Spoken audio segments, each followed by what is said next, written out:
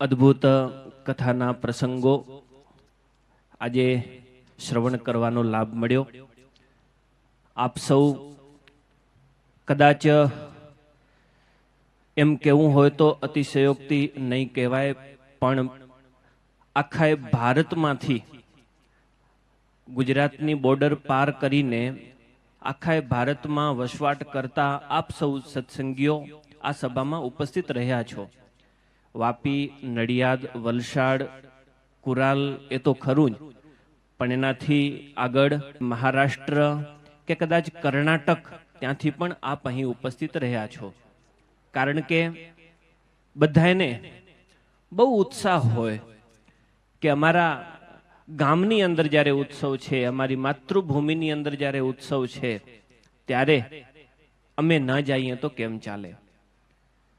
અને તમે પોતે અનુભવ કર્યો હશે કે જ્યારે મારી માતૃભૂમિ સ્વર્ગ કરતાં પણ ચડિયાતી છે, એ સૂત્ર કદાચ આપણે સાંભળ્યું હોય, પરંતુ જ્યારે માતૃભૂમિમાં બેઠા હોઈએ અને આવી સુંદર કથા એનું શ્રવણ કરતા હોઈએ ત્યારે જે આનંદ પ્રાપ્ત થતો હોય, કુરજીભાઈ, એ નડિયાદમાં પ્રાપ્ત ન થાય. થાય મગન બાપા મહારાષ્ટ્રમાં ઘાટકોપરમાં કાંઈ ન વર્યો, એટલે આ કરી નાખજે ને, એટલે તે કરી નાખજે ને, એટલે કેમ ના આવ્યો ને, કેમ મોડો આવ્યો ને, એ જ ચાલતું હોય.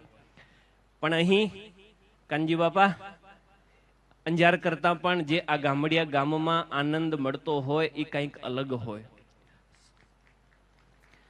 સભાપતિ શ્રી યાદ કરતા હતા, આહિર પરિવાર બેઠા છે. હમણાં અમે 3 દિવસ નંદગામની અંદર છીએ અને નંદગામની અંદર ત્રિરાત્રિય સત્સંગ સભા ચાલુ છે. તો વધારે ત્યાં આહિર પરિવાર રહે છે, પરંતુ રાત્રિના સત્રની અંદર જ્યારે એ આહિર સમાજ પોતાની મર્યાદામાં, બહેનો બહેનાની મર્યાદામાં, પુરુષો પુરુષોની મર્યાદામાં જ્યારે સભામાં બેઠા હોય અને પૂજ્ય સંતો વ્યાસપીઠ ઉપર બેસી અને કથા સંભળાવતા હોય, એમાં પરંપરામાં કોઈનો સત્સંગ હોય કે ન હોય, પરંતુ એમની જે સત્સંગ અથવા તો પોતાના પરિવારને જાળવવાની અથવા તો આપણા પરંપરામાં મળેલા સંસ્કારો એને જાગૃત રાખવાની જે ભાવના છે, એને જોઈ અને કેટલો આનંદ થાય કે સંસ્કૃતિ યેન કેન પ્રકારે જાગૃત રહેવી જોઈએ.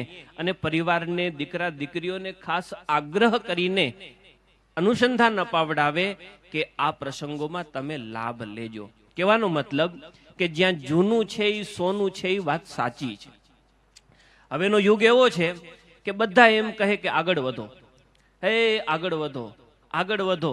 પરંતુ આજે પૂજ્ય શાસ્ત્રી વ્યાસપીઠ ઉપરથી કહેતા હતા કે ભાઈ હવે આગળ નહીં, હવે પાછા વળો. સ્વામીનો એક આગ્રહ બહુ હતો કે હવે પાછા વળો, હવે કોલગેટ તરફ જવાની જરૂર નથી, હવે લીમડાના દાંતણમાં પાછા વળો. એ તો એક માધ્યમ છે, પણ એ એક દાંતણ પાછળ સમગ્ર સંસ્કૃતિ પ્રત્યે એમનો સંકેત હતો કે હવે તમે પાછા વળો. ઘણી વખત તમે અનુભવ્યું હશે કે નાના નાના બાળકો અથવા તો યુવાનો થઈ ગયા હોય તોય પણ ભલે તમે એને સારામાં સારો એક ફાર્મ હાઉસ આપી દો, એને સારામાં સારી સગવડ આપી દો, સારામાં સારી જગ્યાએ તમને એને બેસાડી દો અને એને તમે કહો કે ભાઈ તારા માટે 3 દિવસ આ એકાંત છે ને સારામાં સારી જગ્યા છે, તને જે જોઈશે તે પ્રાપ્ત થશે, માત્ર તું આ ઘંટડી બજાવજે, એને બધી સુવિધા પ્રાપ્ત છે. પરંતુ તમે માર્ક કરજો કે તમે જે સુવિધા એમને આપી છે, હકીકતમાં એ સુવિધાને ભોગવી શકે છે? એ સુવિધાથી એને સંતોષ છે? જે કારણસર તમે એને એકાંત આપ્યું છે, એકાંતનો પૂરેપૂરો ઉપયોગ કરી શકે છે?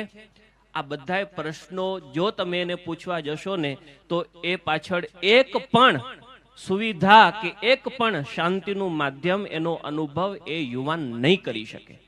એના પાછળનું માત્ર ને માત્ર કારણ હોય તો બહુ આગળ વધી ગયો.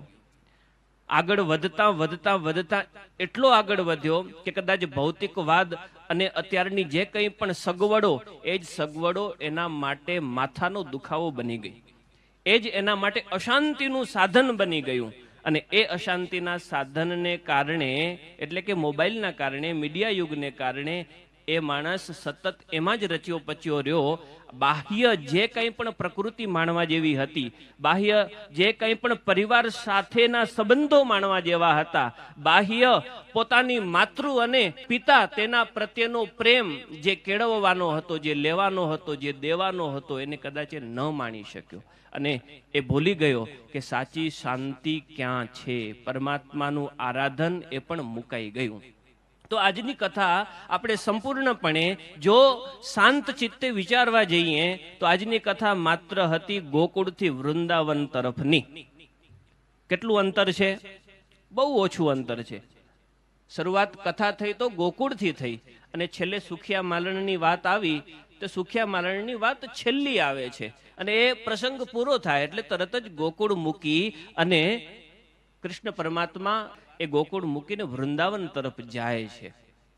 સુખિયા માલણનો પ્રસંગ આવે એટલે મુંબઈનો ઉત્સવ યાદ આવી જાય મગનભાઈ.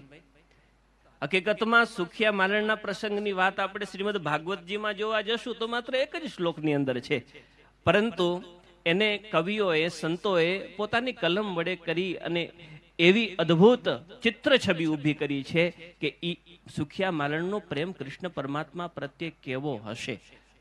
તો આ જે કંઈ પણ ગોકુળમાં રહી અને કૃષ્ણ પરમાત્માએ ચરિત્રો કર્યા ને, તો એક જ ચરિત્ર પાછળનું ઉદ્દેશ્ય હતું કે બધાના મન એમણે પોતા તરફ ખેંચ્યા છે.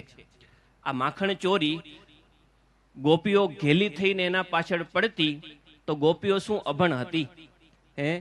ગોપીઓ એમને કોઈ જ્ઞાન નહોતું. ચારે ચાર વેદોનું મૂર્તિમંત સ્વરૂપ જો કેવું હોય તો કહી શકાય ને, તો એ ગોપીઓ હતી. સમગ્ર પુરાણોનો સાર જો કેવું હોય મૂર્તિમંત સ્વરૂપે એ જો કોઈ હોય તો એ ગોપીઓ હતી. અરે સાક્ષાત ઉદ્ધવ જેવો ઉદ્ધવ, જ્યાં એની બુદ્ધિ પાછી પડે, એની સમજણ પાછી પડે અને પોતે કાન ઝાલીને સ્વીકારે કે હું ઘણું બધું ભણ્યો, પણ જે ભણવાનું હતું એ મારાથી છૂટી ગયું, રહી ગયું. હવે હે કૃષ્ણ, જો કંઈક મારા પુણ્ય બાકી હોય અને ભવિષ્યમાં જો તું મને કંઈક બીજો જન્મ આપવાનો હોય ને, તો આ ગોકુળ ગામની અંદર, આ ગોકુળ ગામની વૃક્ષ લતા વનસ્પતિ વેલીનો જન્મ આપજે, જે વડે કરીને આ ગોપીઓના ચરણની રજ ઉડતી ઉડતી મારા માથે પડે. ઓહો, તો એ કેટલું મહાત્મ્ય ઈ ગોપીઓનું હશે. તેમ છતાંય પણ આપણે કહીએ છીએ કે ગોપીઓ કેવી, તો કે ગોપીઓ અભણ હતી. એ ગોપીઓ એને ખબર ન હોય કે આ પરાત્પર પરબ્રહ્મ પુરુષોત્તમ નારાયણ એ કોઈ માખણના પિંડાના લાલચથી લલચા એવો નથી. એ લાલચ પર લોભાય ના ને ધન પર ધરે ન ધ્યાન. એને ખબર છે કે ભક્તિ અને શુદ્ધ ભાવનો એ ભૂખ્યો છે ભગવાન. તેમ છતાંય પણ એ ગોપીઓએ, તમે એક એક ચરિત્ર એના શ્રવણ કરજો, વાંચજો, તો હંમેશ ગોપીઓએ કૃષ્ણને લાલચ જ આપી છે. હંમેશ કૃષ્ણએ એની સાથે ક્યાંક દાદાગીરી કરી છે, કૃષ્ણ સાથે ક્યાંક એમના મનનું ધાર્યું ન થાય એવું કાર્ય કર્યું છે. મતલબ કે એક જ ઈચ્છા ને એક જ તમન્ના ને એ જ ઉત્કંઠા કે યેન કેન પ્રકારે કૃષ્ણ બસ મારી સાથે રહે. સુભાષિતકારોએ બહુ સરસ લખ્યું કે રત્ના કરો નિજ ગૃહે ગૃહિણી ચપદમાં નો દેયમસ્મિ ભવને જગદીશ્વરાય. આ જગતની અંદર આપણા પાસે કદાચ આપણે અરબોપતિ હોઈએ, આ સભામાં એવા બેઠા હશે કે જેની પેઢીઓ ચાલતી હોય, ભગવાનની ખૂબ દયા હોય, પરંતુ જ્યારે ભગવાનની આગળ સિંહાસનમાં બેઠેલા અનંત કોટી બ્રહ્માંડોના ધણી પરાત્પર પરબ્રહ્મ પુરુષોત્તમ નારાયણ બેઠા હોય, એની આગળ હાથ જોડીને ઊભા હોઈએ, ત્યારે મનની અંદર શું થાય? હું શું આપું ભગવાનને? તમે લઈને શું આવો? એક એપલ લઈ આવો, એક કેલા લઈ આવો, એક નારિયેલ લઈ આવો, સાકરનો પોડો લઈ આવો, પતાસા લઈ આવો, પણ મનની અંદર તો ભાવ એ છે રત્ના કરો નિજ ગૃહે. હે ભગવાન, તમે તો કોણ છો? સમુદ્રની માથે એટલે કે અનંત અનંત મોતીઓ જેની અંદર છુપાયેલા છે, એની ઉપર તો પથારી પાથરીને સુનારા તમે છો. અને વળી સાક્ષાત લક્ષ્મી તો તમારા ચરણ ચંપી કરે છે. એટલે આ જગતની અંદર નો દેયમસ્મિ ભવને જગદીશ્વરાય, એકે એવી વસ્તુ નથી કે હું તમને આપી શકું, પરંતુ હું પ્રાર્થના કરું છું તમારી કે પ્રભુ એક એવી વસ્તુ બતાવો ને. આમ પ્રાર્થના કરી છે ક્યારે? એક એવી વસ્તુ બતાવો ને કે હું તમને આપું. ત્યારે હવે મોદી સાહેબને આપણે મળવા ગયા હોઈએ અને આપણને 100 વખત વિચાર થાય કે હું આપીને એને શું આપું અને એને શું ઉપયોગમાં આવે. ત્યારે ભક્ત છે એ ભગવાનને પ્રાર્થના કરે છે, ગોપીઓ કૃષ્ણને પ્રાર્થના કરે છે કે હે કૃષ્ણ, અમે તને આપીને શું આપીએ? ત્યારે કૃષ્ણ કહે કે એવું નથી કે મારી પાસે બધું એ છે, આપવા જેવું તમારી પાસે એક છે, એ તમે મને આપો. ગોપીઓ કે પ્રભુ એવું તે વળી શું છે કે જે તમારી પાસે નથી? કૃષ્ણ કે સાંભળ, મારી પાસે મારું મન નથી, મારું મન મારી પાસે નથી. જો તમારે કંઈક આપવું હોય ને તો તમે તમારું મન મને આપો. ગોપીઓ કે એવું ક્યાં ગયું છે તમારું મન? ત્યારે કૃષ્ણ કહે રાધા ગૃહીત મનસે મનસે ચ તુભ્યમ. આ રાધા જેવા ભગવાનના ભક્તો છે ને, એ મારું મન ચોરી ગયા છે, એટલે હવે મારું મન મારી પાસે રહ્યું નથી. ઓહો, વાત તો જુઓ. કવિએ તો બહુ સરસ કહ્યું કે જેના હોઠમાં એ હસી હસે, જેના પગમાં હસે ચીરા, તો તમે માનજો એ હસે રાધાને કામીરા. એ રાધાનું સ્વરૂપ કોઈને બતાવવું ના પડે, ખાલી માત્ર આમ નજર કરીએ તો ખબર પડી જાય કે આ તો કાં તો રાધા હશે અને કાં તો મીરા હશે. એ તનનો બનાવે તંબુર અને મનના કરે મંજીરા, તો તમે માનજો એ હશે રાધાને કામીરા. તનનો તંબુરો બનાવી અને એટલે તો પગ ઘૂંઘરું બાંધ મીરા નાચી થી. પછી લોકડિયાની લાજ ન ધારું, જેમ લોકડિયાને કેવું હોય એમ કે પોતાના તનનું ભાન ભૂલી અને એના મય થઈ જાય, કૃષ્ણ મય થઈ જાય. કૃષ્ણ કે તમારું મન આપો. અને ત્યારે ગોપીઓ ભગવાનને પ્રાર્થના કરે છે કે પ્રભુ, ગોપીઓ એટલે આખી સભા ગોપીઓ છે. હું ગોપી છું, વક્તા મહોદય ગોપી છે, તમે ગોપી છો, પાછળ બેઠેલા બહેનો પણ ગોપી છે. ગોપી એટલે ભગવાનના ભક્તો.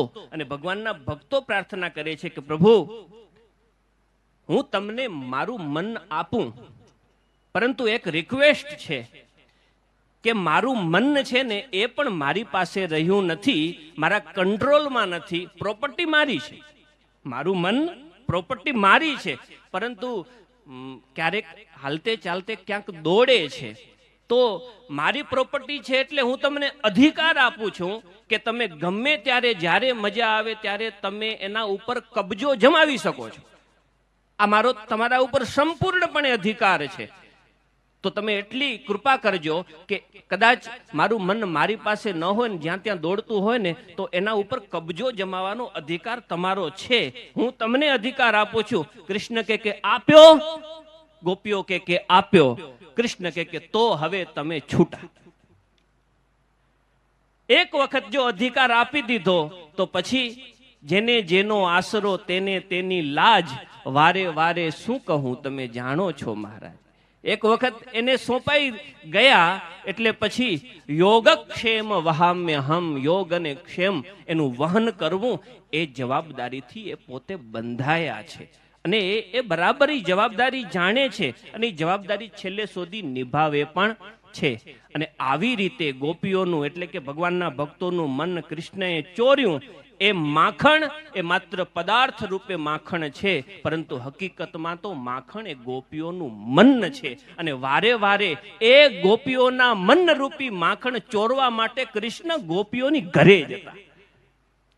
શું ચોરવા માટે? તો કે માખણ રૂપી મન ચોરવા માટે. અને એ પાછા આપણે કલ્પના કરી શકીએ કે અનંત કોટી બ્રહ્માંડોમાં અનંત અનંત મુક્તો જેની આરાધના કરે છે, જેની પ્રાર્થના કરે છે કે તમે મારે ત્યાં પધારો, તમે મારે, તમને રાખવા માટે અમે બધા ઉપાય કરશું, તમે મારે ત્યાં પધારો. પરંતુ કોઈને ત્યાં એ જતા નથી. જ્યારે શેષ મહેશ ગણેશ દિનેશ સુરેશ હિ જાકુ નિરંતર ગાવઈ, જેહી અનાદિ અનંત અખંડ અછંદ અભેદ સુબેદ બતાવઈ, નારદ સે શુક બ્યાસ રહી, પચી હારઈ તહાં પુની પાર ન પાવઈ, તાહે અહીર કી છોહરિયા, છછિયા ભર છાસ પે નાચ નચાવે. सोही त्रिलोकी को नाथ अली वृषभान गली के लली को गुलाम है. एवो आहिरनी छोरी कीधुं કે આહિરની એક છોકરી માખણના પિંડાથી નાચ નચાવે, એની એવી કેવી પ્રગાઢ ભક્તિ હશે, એનું એવું કેવું સમર્પણ હશે કે જેના વડે કરી અને ક્યાંય ન બંધાય એવો આ પરાત્પર પરબ્રહ્મ પુરુષોત્તમ નારાયણ એને ત્યાં જઈને બંધાઈ જાય છે.